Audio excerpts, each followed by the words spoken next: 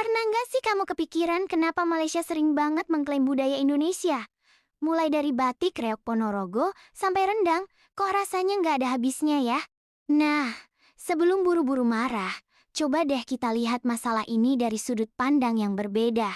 Mungkin aja, sebenarnya ada alasan yang lebih dalam yang nggak pernah kita pikirkan sebelumnya. Bisa jadi ini soal sejarah panjang yang saling berkaitan, atau ada strategi tertentu di balik semua ini? Menarik banget kan? Tapi tunggu dulu, gimana kalau ternyata ini bukan cuma soal klaim sepihak? Bisa jadi ada fakta unik yang bikin kita berpikir ulang soal hubungan antara Indonesia dan Malaysia. Makanya, jangan kemana-mana, karena kita bakal bongkar semuanya di video ini. Jadi gini, Indonesia dan Malaysia itu sebenarnya punya hubungan sejarah yang panjang banget. Kalau kita tarik garis ke belakang, zaman dulu kan wilayah Nusantara ini luas banget, mencakup berbagai pulau dan suku, termasuk yang sekarang jadi Malaysia. Nah, budaya yang berkembang waktu itu nggak mengenal batas negara seperti sekarang. Misalnya aja, budaya Melayu. Budaya ini adalah akar dari banyak tradisi di wilayah Asia Tenggara, termasuk di Indonesia dan Malaysia. Jadi nggak heran kalau banyak kesamaan, mulai dari kain tradisional, tarian, sampai makanan. Contoh yang sering bikin heboh, salah satunya tari pendet. Tarian ini aslinya dari Bali, tapi pernah muncul di iklan pariwisata Malaysia beberapa tahun lalu. Atau batik, yang kita tahu banget identik dengan Indonesia, ternyata juga punya versi Malaysia. Dari sinilah sering muncul konflik budaya antara dua negara. Sebenarnya, apa yang terjadi ini nggak lepas dari sejarah penjajahan. Setelah Belanda menjajah Indonesia dan Inggris menjajah Malaysia, banyak warisan budaya yang ikut terbagi. Akhirnya, budaya yang awalnya satu rumpun ini tersebar ke berbagai wilayah, termasuk yang sekarang jadi Malaysia. Nah, kalau kita ngomongin alasan kenapa Malaysia sering dianggap mengklaim budaya Indonesia, ada beberapa teori menarik yang bisa kita bahas. Teori pertama, faktor geografis. Coba deh lihat peta. Indonesia dan Malaysia itu letaknya super dekat, bahkan beberapa wilayah seperti Kalimantan dan Sabah Sarawak tuh bertetangga banget. Akibatnya, budaya sering menyeberang tanpa batas. Apalagi zaman dulu nggak ada paspor atau imigrasi kayak sekarang. Misalnya, rendang. Di Malaysia, rendang juga dikenal karena dulu banyak masyarakat Minangkabau yang merantau ke sana. Jadi, wajar kalau budaya yang mirip-mirip ini sering bikin salah paham. Teori kedua, branding nasional. Malaysia punya strategi besar buat mempromosikan dirinya sebagai pusat budaya Melayu. Mereka sadar, budaya adalah cara ampuh buat menarik perhatian dunia. Jadi, mereka berusaha memasukkan elemen-elemen budaya Melayu ke dalam kampanye pariwisata mereka, bahkan meskipun beberapa di antaranya berasal dari Indonesia. Contohnya, tari pendet yang sempat muncul di video promosi Malaysia. Ini jelas bikin Indonesia gerah, karena kesannya budaya kita diambil begitu aja. Teori ketiga, strategi ekonomi. Nggak bisa dipungkiri, pariwisata itu salah satu sumber pendapatan besar buat Malaysia. Dengan mengangkat budaya tradisional, mereka bisa menarik lebih banyak turis, baik dari Asia maupun dunia. Tapi masalahnya, banyak elemen budaya yang mereka promosikan itu asalnya dari Indonesia. Ini bikin publik Indonesia merasa budayanya dijual oleh negara lain. Padahal kita sendiri kadang kurang menghargai atau mempromosikan budaya tersebut. Jadi, sebenarnya klaim budaya ini nggak semata-mata soal mau mencuri. Ada banyak faktor kompleks di baliknya, mulai dari sejarah, geografi, sampai strategi ekonomi dan politik.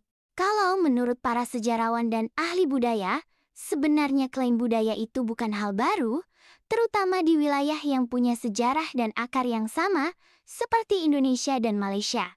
Banyak ahli yang bilang kalau budaya lintas batas itu adalah sesuatu yang alami. Artinya, budaya yang berkembang di satu wilayah seringkali tersebar ke wilayah lain, apalagi kalau lokasinya berdekatan. Misalnya, batik. Batik yang kita kenal sebagai warisan budaya asli Indonesia, ternyata juga punya variasi di negara lain, termasuk Malaysia. Menurut pakar, ini bukan berarti Malaysia mencuri, tapi lebih karena batik memang sudah jadi bagian dari tradisi Melayu yang menyebar luas di wilayah Asia Tenggara. Tapi ada juga pendapat yang bilang kalau ini adalah bagian dari soft power. Malaysia mungkin sengaja menggunakan elemen-elemen budaya ini untuk memperkuat citra mereka di mata dunia. Dengan mempromosikan budaya tradisional, mereka bisa menunjukkan identitas nasional yang kuat, sekaligus menarik wisatawan. Lalu, gimana dengan pendapat dari organisasi internasional seperti UNESCO? Nah, mereka punya peran penting dalam melindungi budaya, termasuk menetapkan batik sebagai warisan budaya tak benda milik Indonesia. Hal ini jadi tameng buat kita agar budaya asli nggak diakui pihak lain tanpa dasar. Jadi, kalau kita mau adil, klaim budaya ini nggak sepenuhnya hitam putih. Kadang, budaya itu memang milik bersama. Tapi penting juga buat kita menjaga apa yang memang sudah jadi identitas nasional. Sekarang, pertanyaannya, haruskah kita marah setiap kali Malaysia mengklaim budaya kita? Sebenarnya ini nggak sesederhana itu loh. Kita memang sering emosional kalau ada berita soal klaim budaya. Tapi, daripada cuma marah-marah di media sosial, ada baiknya kita melihat ini sebagai pengingat untuk lebih menghargai budaya kita sendiri. Contohnya, Reok Ponorogo. Setelah ada isu klaim dari Malaysia, pemerintah dan masyarakat jadi lebih serius memperjuangkan reok sebagai warisan budaya Indonesia. Masalahnya, banyak budaya kita yang justru kurang dilestarikan di dalam negeri.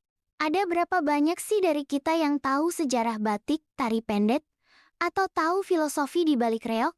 Kalau kita sendiri aja nggak peduli, gimana budaya itu bisa bertahan? Di sisi lain, Indonesia juga nggak boleh kalah dalam mempromosikan budayanya. Malaysia berhasil membranding budayanya secara internasional, kenapa kita nggak? Dengan memasukkan budaya ke dalam kampanye pariwisata atau menjadikannya bagian dari gaya hidup sehari-hari, kita bisa memperkuat identitas nasional sekaligus mencegah klaim pihak lain. Intinya, daripada sibuk marah, mending kita fokus pada dua hal. Melestarikan budaya kita sendiri dan mempromosikannya ke dunia. Kalau kita bisa melakukan itu, budaya kita akan tetap hidup dan gak mudah diambil siapapun. Kalau dipikir-pikir, budaya itu sebenarnya milik bersama gak sih? Maksudnya, banyak budaya yang gak bisa dimiliki secara eksklusif oleh satu negara aja. Tapi, di sisi lain, ada garis batas yang harus dijaga supaya identitas suatu budaya tetap jelas. Fenomena klaim budaya ini seharusnya jadi pelajaran buat kita semua. Bukan cuma buat marah-marah, tapi juga buat refleksi. Apakah kita udah cukup menghargai dan melestarikan budaya kita sendiri?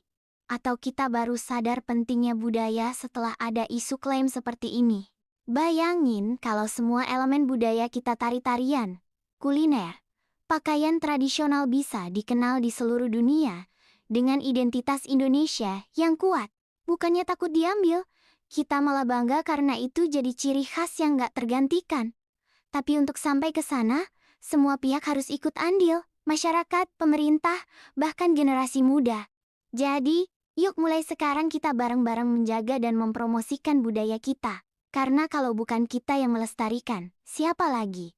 Nah, setelah kita bahas panjang lebar, sekarang waktunya untuk aksi nyata. Buat kamu yang ngerasa budaya Indonesia itu penting banget, mulai dari hal-hal kecil. Yuk, pertama, coba pelajari budaya lokal di daerahmu sendiri. Datangi festival budaya, pelajari tarian tradisional, atau minimal tahu cerita di balik makanan khas daerahmu.